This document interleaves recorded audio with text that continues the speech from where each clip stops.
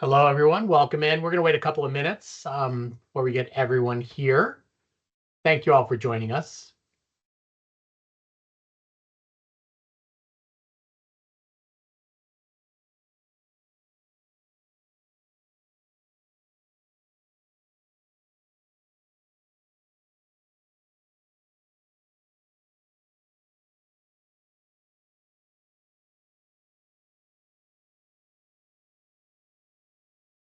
About 30 more seconds, and people can tune in while we're starting to, because this first part is just introductions.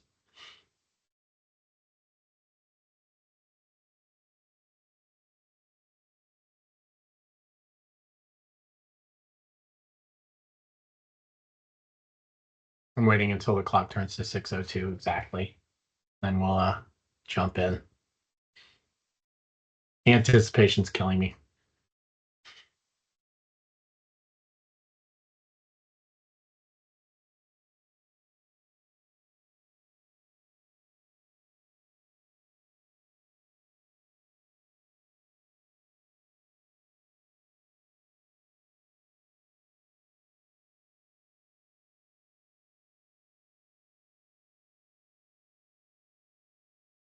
Okay, here we go.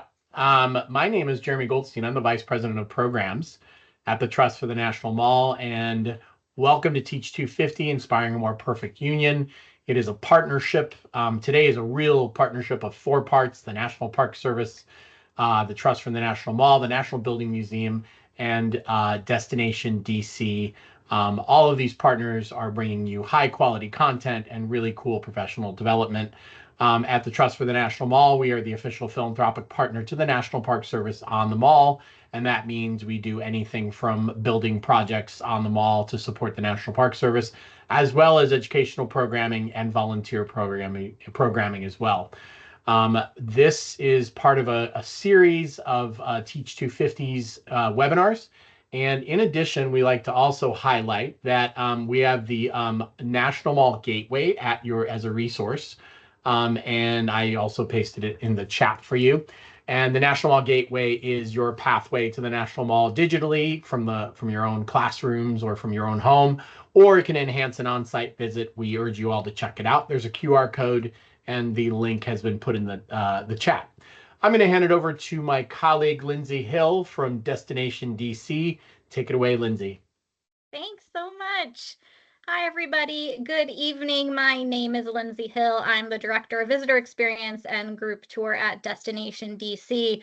We are the Tourism Bureau for Washington, DC, and we're so excited to partner with the Park Service and the Trust for the National Mall and the Building Museum on this webinar tonight. Our hope is to highlight the many resources available to you from city partners, whether in classroom lesson plans, virtual workshops, or in-person tours if you plan to come visit us this year. Because there's only one place where you can learn about the nation's founding documents for free while understanding the local perspective that informs national history, showcased through 6 crafted themes to touch on American accomplishment, as you can see here, through history, art, science, sports, as well as what the next 250 years will bring. Washington, D.C. has what you need to commemorate America's 250th anniversary all year long through themed itineraries, special exhibits, and iconic celebrations, all found at dc250.us. On the next slide, you'll see that landing page. And we also do have at the bottom a link to an education page where you can find more resources that you can use in your classrooms. And hopefully we will see you in 2026. So I'm very pleased to introduce the National Building Museum's Kelly Cole, Director of Youth Programs and Engagement. So excited to learn with you tonight, Kelly. Thank you. We're excited to be here. Yeah.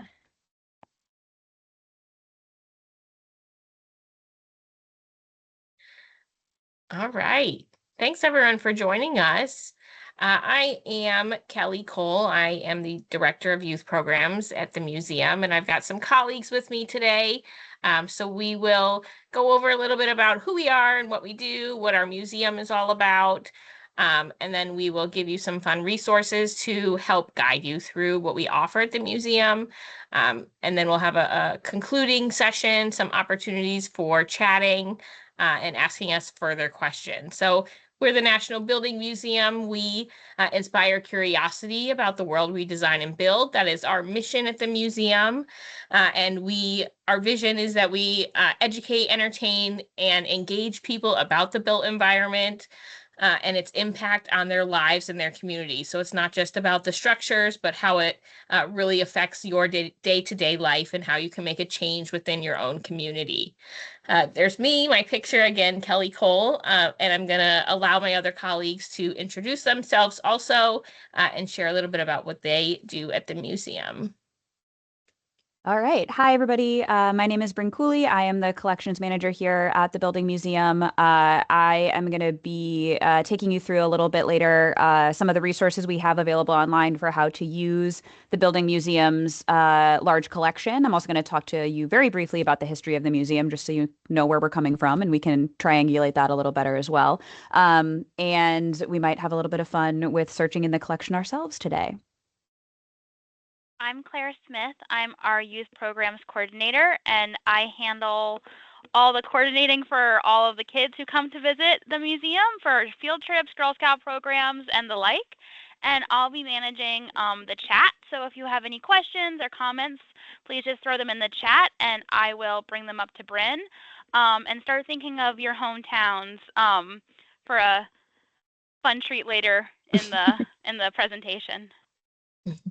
All right. Let me see if I can move this along here. All right, there we go. So I thought we would just talk a little bit in the beginning about our position in America's 250th anniversary and what we're trying to highlight at the museum. And really, America's 250th is more than reciting the timeline of the development of cities and towns across the country for us. It's about understanding that timeline and looking towards the future. We want visitors at the museum to see how the built environment has helped us build unity, community, belonging, possibility, and innovation in our past, and it's got us to this point today, but how those benchmarks are also going to carry us into our future. So we're looking at the past, we're sharing stories of the past, but we're also talking about making the future better and how we can do that within our own communities as well. So in order to understand how the Building Museum can sort of get started with that goal for today, I'm going to very briefly do a overview of how the Building Museum came to be, just because I think our building's cool, which is a fun little aspect of what we get to talk about every time we do something like this. So the National Building Museum, if you've never been, occupies and operates the historic Pension Building located in downtown Washington, D.C. The Pension Building was built between 1882 and 1887, and it had a couple of distinct purposes. First, it was meant to house the headquarters of the United States Pension Bureau, something that greatly increased post-Civil War, as I'm sure you can imagine. It also was intended to provide a, quote, suitably grand space for Washington's social and political functions, particularly inaugural balls, which is a big part of our history. Lastly, it was also intended to commemorate the service of those who fought on the side of the Union during the Civil War. And one way that you can see this is through our very large terracotta frieze on the outside of the building. The Union Army marches around the building entirely, and it just it has several different areas of the war highlighted with that frieze that goes around. And here's a picture of the building actively being constructed, which is fun to see. A couple of photos here of the building in use as the Pension Bureau, which I have a thing for historic photos, so this is what we get to see today. Then after, in about 1930, the Government Accountability Office, or the GAO, took over the building, and it was the first of several government tenants that used the building for various purposes. This photo here of our large Great Hall with a weird track lighting drop ceiling is one of my favorites because it's so antithetical to how we tend to use the hall today. Those offices occupied the building through the 1960s. So these are a couple more photos of the building in use as government offices. Pretty interesting for us to look back at now with the different drop ceilings and all the filing cabinets and cubicle walls. The building began to fall into disrepair eventually in the 1960s. So the government started to consider tearing the building down. This caused a lot of alarm in the historic preservationists and the federal government, which came under pressure from those people, decided to commission Washington, D.C.-based architect Clothiel Woodard Smith to explore other possibilities for the use of the building in lieu of tearing it down. She wrote a report called The Pension Building, A Building in Search of a Client in 1967, where Smith proposes that the building be converted into a museum. In 1969, the Pension Building was listed on the National Register of Historic Places, and Congress then passed a resolution in 1978 calling for the preservation of the building as a national treasure. Finally, in 1980, an act of Congress mandated the creation of the National Building Museum as a private, nonprofit educational institution based in the Pension Building. The museum's founding trustees immediately went to work with the Government Services Administration, who still owns and maintains our building, to restore and renovate it, transforming spaces into galleries, complete with HVAC, sprinkler, and electrical systems.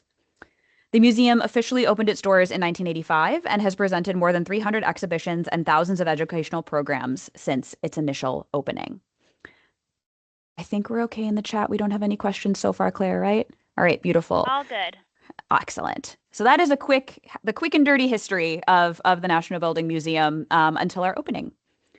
It's nice to start with that background because it's important for people to know when we start talking about our historic collection that the museum started with no collection at all. We pretty regularly say that the museum actually started backwards. Most museums seem to start with a collection that needs a home and a mission, and we got a mission and a home, but no collection.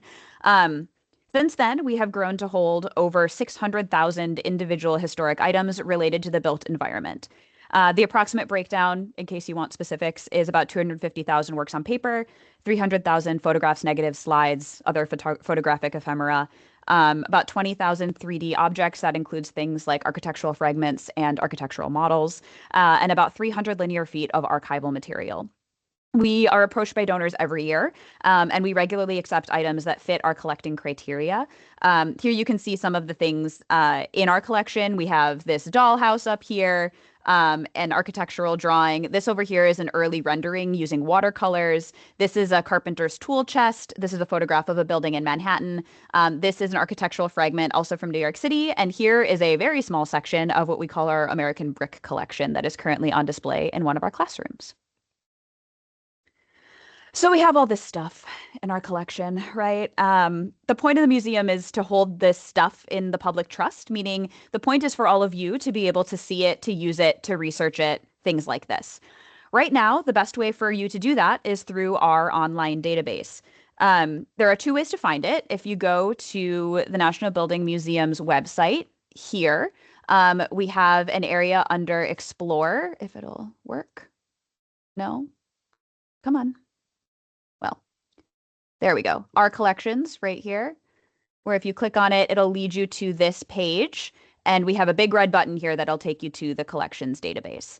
I also put in the PowerPoint a link directly to the online collections database, which is right here.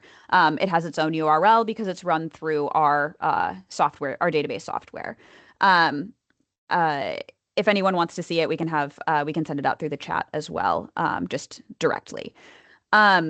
So I'm going to demonstrate to you guys today a little bit of how to use this database, so you can see how to manipulate some of the search terms and the available data so you can get to what you're looking for. If you've ever used Boolean search terms in the library before to like look up books and stuff, that's a skill you're going to want to kind of bring to the forefront and brush off a little bit to be able to use this. There's also a few tips and tricks that you can see in a section down here at the bottom. It just gives you a couple suggestions for how to better utilize the search functions here on the website.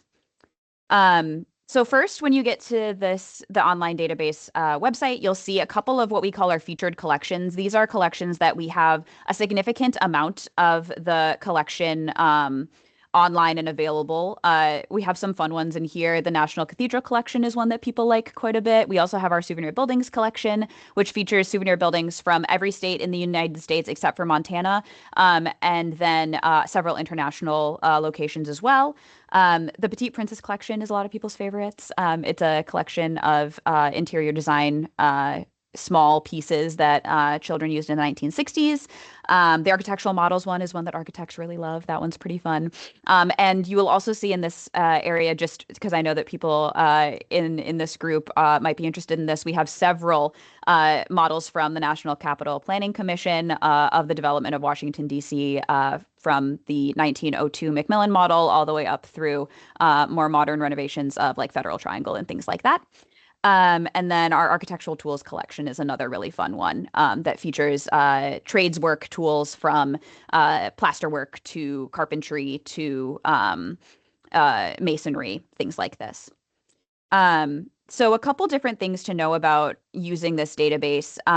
The easiest way to search something is with this one that says search, and this is going to be a keyword search. So what this box is looking for is any piece of data that exists in our database, in any field that is looking for the term that you're looking for. So if, say, we were looking for something that had to do with a church, you can search that, and it'll find 4,289 references to church anywhere in our whole collection. Potentially what you're actually looking for is let's see, I want something more specific. Let's say I'm looking for something in New York.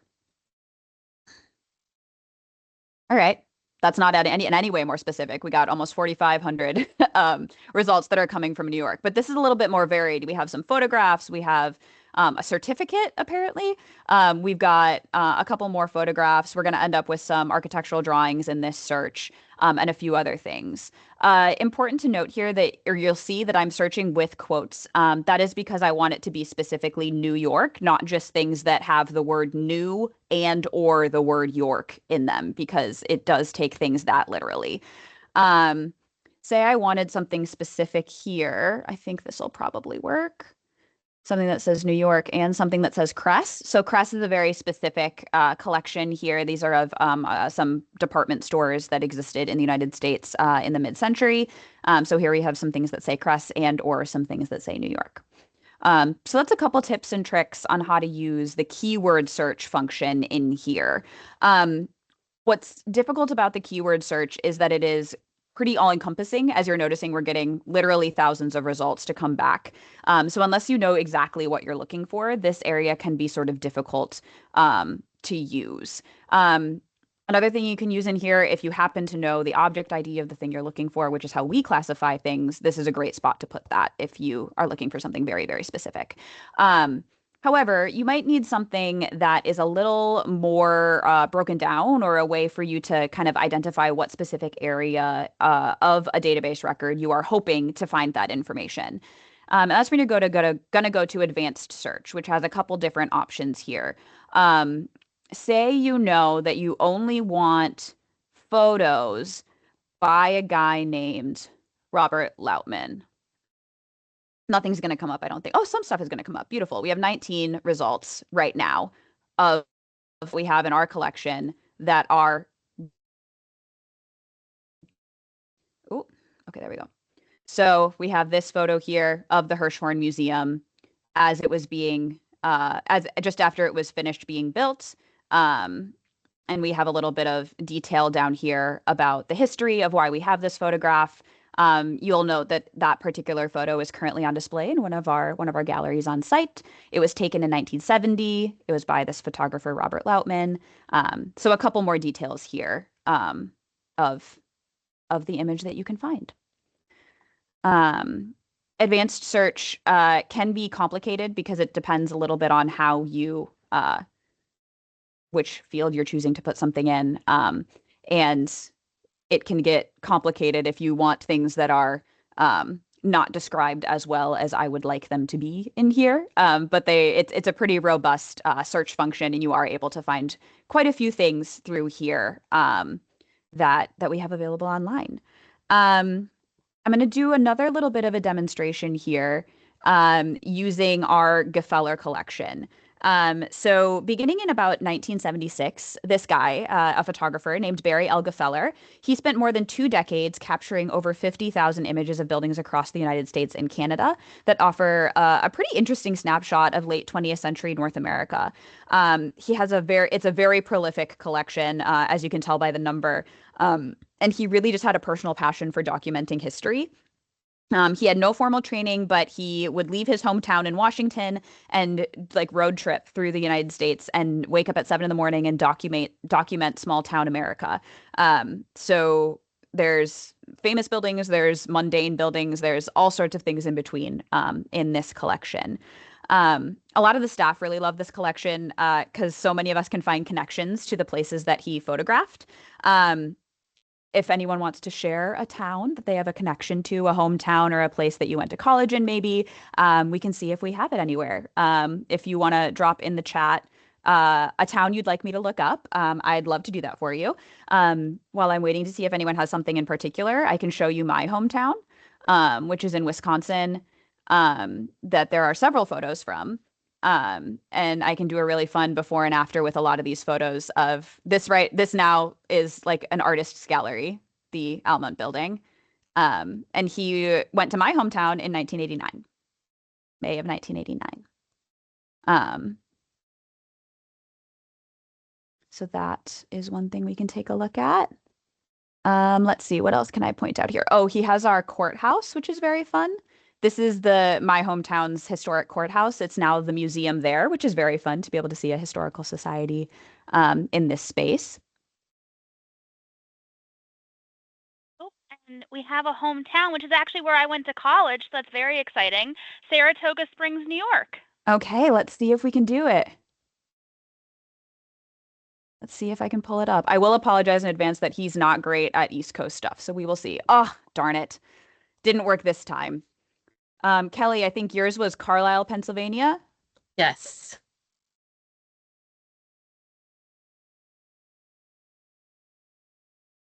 All right, we have 17 from Carlisle, Pennsylvania. Does this look familiar to you, Kelly? Yeah. Very much so, yep. Yeah. Got a couple good ones here. He had a nice sunny day for Carlisle, Pennsylvania. There we go.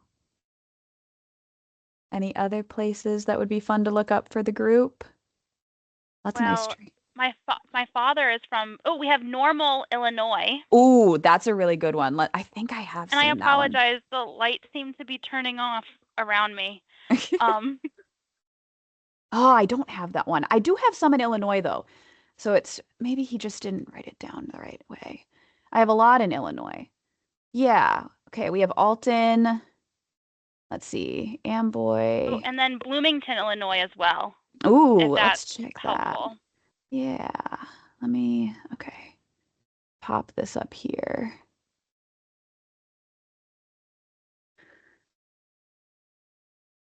There we go. Let's see if I can pick out some identifiable buildings in Bloomington, Illinois. It looks like he was there in May of 1985. So this is a fun thing to do too, because there's often a lot of cars that are very 1980s or 1970s that you can see in a lot of these photographs as well. Let's see. Ooh, this is a good one. Look at that pretty church. Great stonework. Another one, I don't know if it's around, is Pine Bluff, Arkansas, or Little Rock, Arkansas. Okay.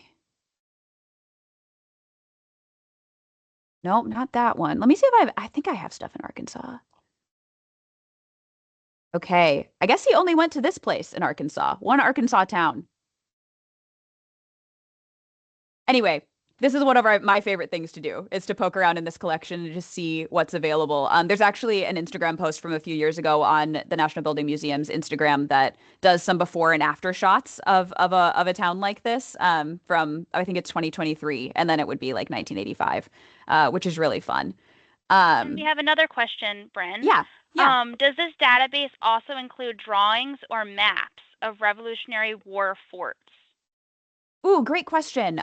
We, as far as I know, don't have a lot of that because a lot of the like military history drawings have been retained by either the military museums or by the National Archives. A fun fact about us is that we don't even own drawings of our own building. That's owned by the National Archives because we're technically a government building. So we don't have that. I think most of our documentation and most of our urban development records are from about 1860 and forward. We don't have a ton pre-Civil War. And that's largely just because of what's been offered to us versus like what might belong in a different repository. I would say that the earliest like really good like map or landscape components we have are from about 1900, would be my guess. But maybe I'll find something. We're finding new things all the time in this database. So that is how you use the database at the National Building Museum. If you can't find what you're looking for, or if you have a question like Claire just read out loud, there's a couple ways for you to reach out to us directly to ask for something. I'm usually the one running our research services. So you can do this a couple different ways. At the bottom of that Our Collections webpage where you can see that button for the online collections database, there's also this little area down here at the bottom called Research and Reproduction Request.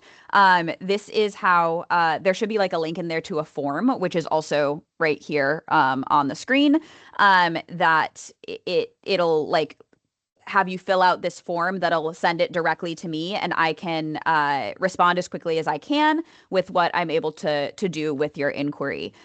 You're also welcome to email research@nbm.org or me directly at bcooley@nbm.org, and I would be more than happy to help you sort of search our collection with what you can or can't find online versus what is in just our storage rooms. As sort of a fun fact, like I said, we have 600,000 things in the collection, but only about 100,000 of those are currently available online, and we are trying to get more every day. So there might be stuff that I know in my head that is not yet on the database. So that's my. And we had one more hometown. If you still want to try it out, Bren, it was just in the Q&A, so I didn't grab it. Fitzgerald, Georgia. Ooh.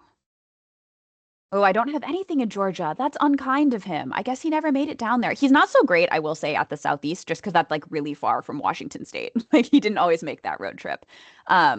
So he is a little better at West Coast things, I will say. But thank you for submitting. I really appreciate it. It's a fun game for me to play. Another question as well, and then another hometown. Okay. So the question first is, are we able to print pictures and use them for student tours? Is the watermark always there as well? He's thinking about some of the older pictures of the Washington Monument as it sat under construction for all those empty years. Great question. We don't have very many of that picture, but I can certainly look for it for you. We have the watermark on all of our online available images, but if you shoot me an email, I can get you a non-watermarked copy of that, no problem. And for most educators or students, we usually waive our licensing fees. We just like to have it documented that we're letting someone use it and where it's going. But yeah, we don't usually make people pay if it's for educational purposes. And I'll drop the emails in the chat now. Okay. Thank you, Claire. And the other hometown is Stafford, Virginia. Let's see. I'm going to try to Stafford. Oh, rude. He doesn't have that much Virginia. He does have a lot of West Virginia, though, interestingly. Come on. No, not just that. I know he has West Virginia. Well, what the hey, dude? Is Virginia spelled correctly? Maybe not. Virginia. There we go. And I need it to be in Gefeller.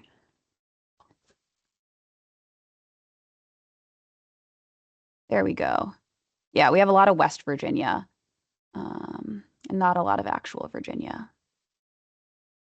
Another question, Bryn. Does that the fee being waived apply to tour directors as well? It can. We sort of do it on a case-by-case basis, but if it's something that you're going to use to feature us and you mention that it came from us, I'm pretty happy to waive fees in most cases, because I think it's important that this stuff be used for the public good. So I think that's fine. All right, wonderful. Well, as I said, you're welcome to explore the online database as much as you'd like. I have fun with it. All right. Moving on. Yeah, back to me. So in thinking about what other resources we had that might be helpful to teachers and others in the area, maybe who aren't able to visit the museum, but who still want to learn more or explore more, we thought we'd throw in our one of our probably more recent within the last year or two partnerships with Esri to create story maps. And Brent, if you want to go ahead and hit play on that, we can let that run. This is a little screen capture of some story maps that we put together. These are in collaboration with our exhibition Building Stories, which is an exhibition that details the way that architecture and design shows up in children's books and in the structure of children's books. And so we have a couple different story maps that we call them that allow you to explore not only that exhibition, but other pieces of our collection in engaging ways, asking questions, allowing you to make changes or move things, as you just saw with that cathedral image there. Allows you to see some old pictures and learn some secret facts about the museum and the exhibitions and the collection pieces that we have. There's a link in the PowerPoint there to the story maps, but we can also throw that in the chat too, so that you can access all of our story maps and be able to see all of them. This one is about architects and engineers. They also often have book recommendations for different age levels and how to explore more. We also have one about map skills and learning how to read maps. So they are additional great ways to explore deeper into our exhibition and our collection. Yeah, and that's the list of them. So this is going to go into another one, exploring our world through maps. There's some fun challenges of learning different pieces of maps in that as well. So that's another resource that we have available for free on our website, along with our Building Stories Club or Building Readers Club that's associated with. I'm kind of having fun just letting it run. I know. It's that might be the end. Oh. So you learn how to play with scale in the map. You learn what the different colors of the map mean. You can see pieces in that exhibition, storybooks that show maps like Winnie the Pooh. The book shows the map of, gosh, what's the name of the Winnie the Pooh land? It has a name. I don't know what it is, but it's in that book. Learning about the legend and what different points mean, looking closer at the DC map and seeing the metro and the association of the metro. 100 Acre Woods. Yes, thank you, Lindsay. Yes, that map is highlighted in there as well. So those are a fun resource for all ages to be able to explore more and play around a little bit with the collection and that exhibition. So just looking ahead, conclusion here, for those of you that are local to DC or might be traveling to DC, be on the lookout. We have a family-friendly, engaging, enjoyable, large interactive summer installation in our Great Hall every summer. This summer, it's all about play. So it's going to be a fun time for everybody. So we'll be here all summer long. If you're in the area, I suggest you check it out. And then if you are in the area or coming to the area anytime, not just this summer, but all year long, we have a number of field trip opportunities for all grade levels. We do facilitated classroom and exhibition programs, so they're really engaging with our exhibitions and also getting hands-on experience on certain topics in our classrooms. We have Title I discounts for those. So lots of ways that you can engage with your classrooms at the museum. Okay, are there any remaining questions from anybody?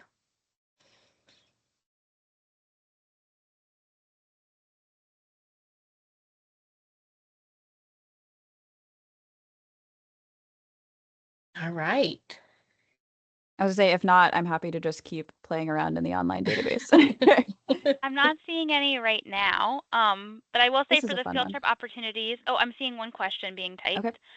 How many visitors a year do you get compared to other museums? And that's a really great question. I am not totally sure what our total visitor numbers look like compared to other museums. So I can't quite give an answer to that one. I think we're something about 2/3 of standard visitorship of, for example, some of the Smithsonian's, just because we're a little bit off of the mall, so it takes a little bit extra walking to get to us. And I don't think we're all the way back to pre-COVID levels of visitation, but we have been approaching this past year. I think we're getting closer. Um, I'm forgetting the number off the top of my head. I did know it at one point, but that's a pretty good question. And I have another question as well, which is, do you have favorite items in the collection?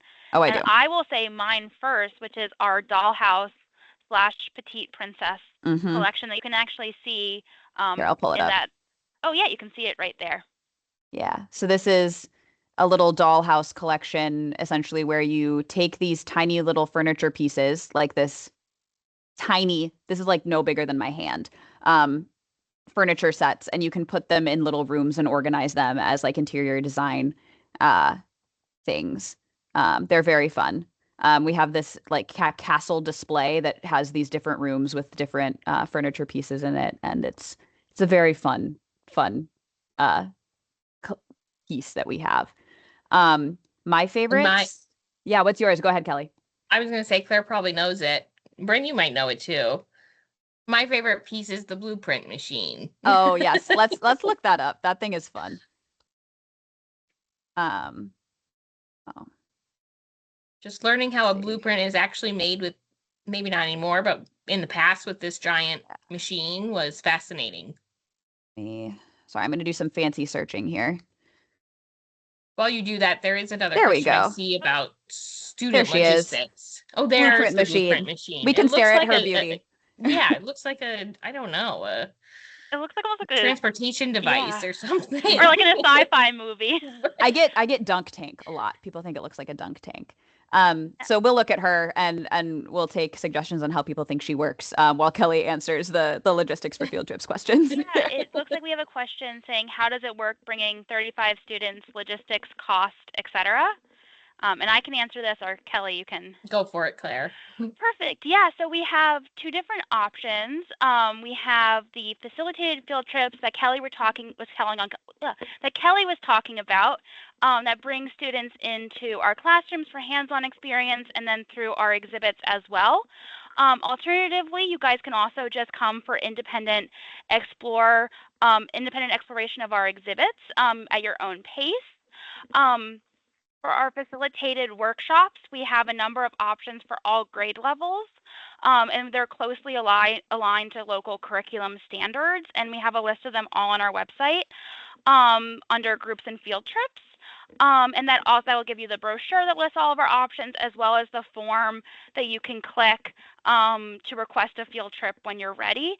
In terms of the cost, our facilitated field trips for grades pre-K through first are $150 per group of 25 students for non-Title I schools, $100 for Title I schools. For grades 2 through 12, they are $225 per groups of 25 students, and then $125 for Title I students. Our pre-K through first programs are 45 minutes, whereas our grades 2 through 12 programs are an hour and a half. And they take you into the exhibit and the classroom, and then you're welcome to stay and explore the exhibits as well, depending on your schedule, after the program ends. The topics range too as well. We've got everything from career exploration to the foundations of building and indigenous architecture and building your own story. 3 Little Pigs, fun ones for the little the youngest grades too. So there's lots of different options. Designing for disaster, so with our own shake table to simulate an earthquake. For the independent exploration, which is just the visiting the exhibits, there's no facilitated portion. That's $5 per student and $3 per student for Title I schools. I should add that for both facilitated and non-facilitated school groups, the chaperone tickets, we do one free chaperone for every 5 kids, and above that, it's $5 per chaperone and $3 for Title I schools. For the logistics of it, we have more of that on our brochure on our website.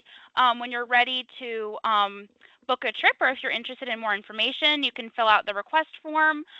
You can also email me. I'll drop my email and my phone number in the chat, and you can reach out to me and we can get started with your reservation.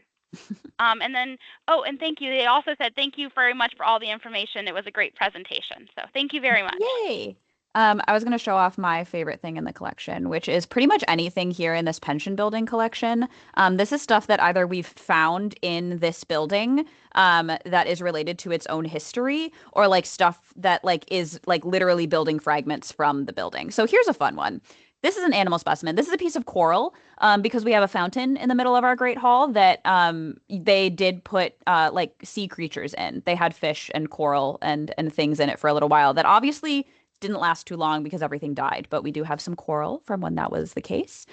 We also have, these are fun, some of the areas of the building have domed ceilings, and in order to find out how thick those domes are, they have in the past made these brick cores. They've like drilled through and made these cores to find out how thick they are. So that is, yeah, taken from some of the ceilings, and it shows how thick our ceilings are, which is pretty fun. There's definitely specifically a fan in here. Or yeah, there's a window, some screens. We have the shoes in here somewhere. We have this really kind of eerie story about finding shoes in the gaps between the ceilings and the floors. Let me see, will you come up? Okay. So we find these like old decrepit shoes in between the domed ceiling and the floor above pretty often when we're renovating a space. And it turns out that this is because there are superstitions related to shoes being placed within built structures about like maintaining good like relationships with the people who came before, good juju, good whatever you want to call it, in the spaces where the shoes are in the walls or in the ceiling. So now that's all in collection storage. If we are worried about the building ghosts, that's where we go to be protected with the shoes. And there's a fan in here somewhere that I think is really cool.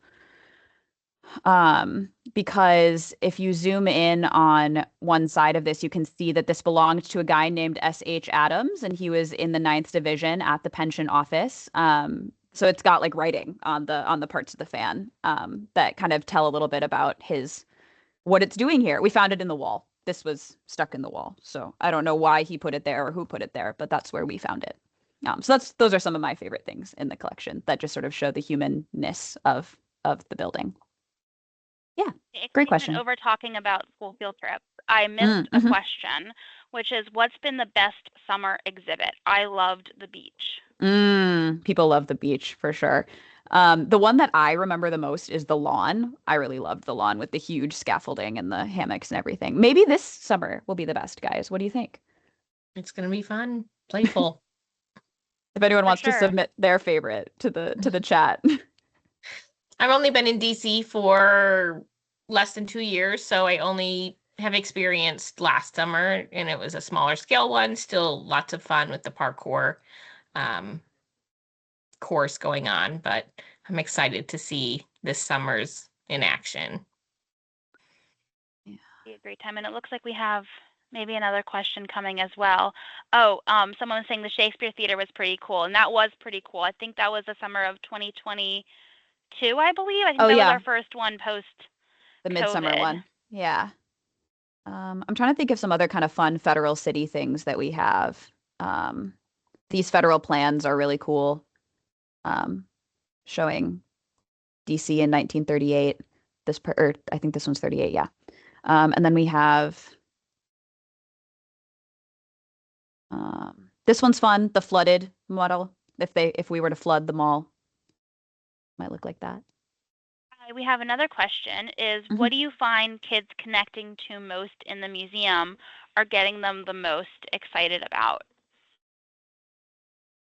Legos and the fountain, right? Yes, for Legos in the Great sure. Hall, I would say. For sure. And well, and it's interesting actually that Bryn just showed the flooded DC model because that's Mhm. actually in our Visible Vault exhibit, which is where you can find a lot of these cool collection items. And we take students in there on a few field trips, including our City by Design field trip where we point this out. Excuse me. And every time I bring kids into that exhibit, they just have a blast going through all the drawers, opening up, finding the cool collection items, running, walking around Thank you. as quick as their little feet can carry them at a museum appropriate pace, and looking at all the different cabinets and drawers. And they always come running around trying to find me to show me all the cool things. So honestly, I would say, Visible Vault and all of our objects in our collection as well as the Legos and the fountain as well. You can't forget those. Yeah. I was trying to find the Macmillan model pieces because people really like those too. Like I said, they're some of the earliest examples we have of DC itself. So we have the existing conditions model and the planned Macmillan, the Macmillan Commission plan. So this is the existing conditions of Capitol Hill as of 1902, which is very exciting.